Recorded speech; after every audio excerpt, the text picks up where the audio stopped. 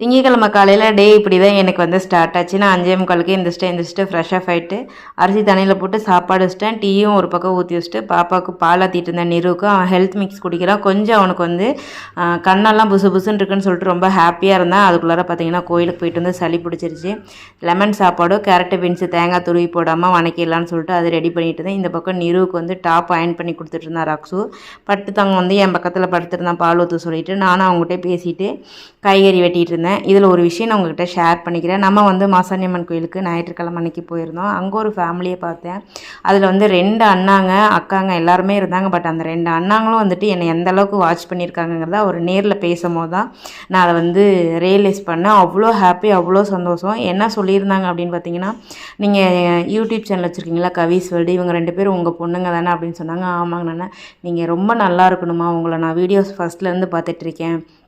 இவ்வளோ தூரம் கஷ்டப்பட்டு பாப்பாங்க 2 பேர்த்தையும் வளர்த்தி ஆளாக்கி ஒரு பிஸ்னஸ் பண்ணி இந்த அளவுக்கு ஒரு பொண்ணாக நின்று வந்திருக்கீங்க. ரொம்ப சந்தோஷமாக இருக்குது. நான் உங்களை வந்து எல்லாத்துட்டையுமே என் ஃப்ரெண்ட்ஸ் சர்க்கிளில் உங்களை நான் ஷேர் பண்ணியிருக்கேன்.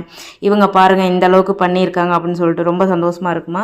நீங்கள் மேலும் மேலும் நல்லா இருக்கணும். நீங்கள் உங்கள் குழந்தைங்களோட ஆரோக்கியமாக சந்தோஷமாக நீண்ட ஆயுளோடு இருக்கணுமா அப்படின்னு சொல்லிட்டு எனக்கு கோயிலில் வச்சு எங்கள் 3 பேர்த்தையும் ப்ளஸ் பண்ணாங்க. ரொம்ப நன்றி. இதுலேருந்து என்ன நான் கற்றுக்கிட்டேன் அப்படின்னா, நம்ம கையில் இருக்க 5 விரலும் சமமாக இல்லை. ஒரு விரலும் ஒவ்வொரு மாதிரி. எல்லாத்துக்கும் நம்மளை பிடிக்கணுங்கிற அவசியம் இல்லை, எல்லாத்துக்கும் பிடிக்காதுங்கிற அவசியம் இல்லை. எல்லாத்துக்கும் பிடிக்கவும் செய்யும், பிடிக்காமல் இருக்கும். இது நெகட்டிவ் பாசிட்டிவ் ரெண்டுமே இருக்கும். அதை நம்ம அக்செப்ட் பண்ணிக்கணுங்கிறத நான் ரியலைஸ் பண்ணேன். ரொம்ப நன்றி.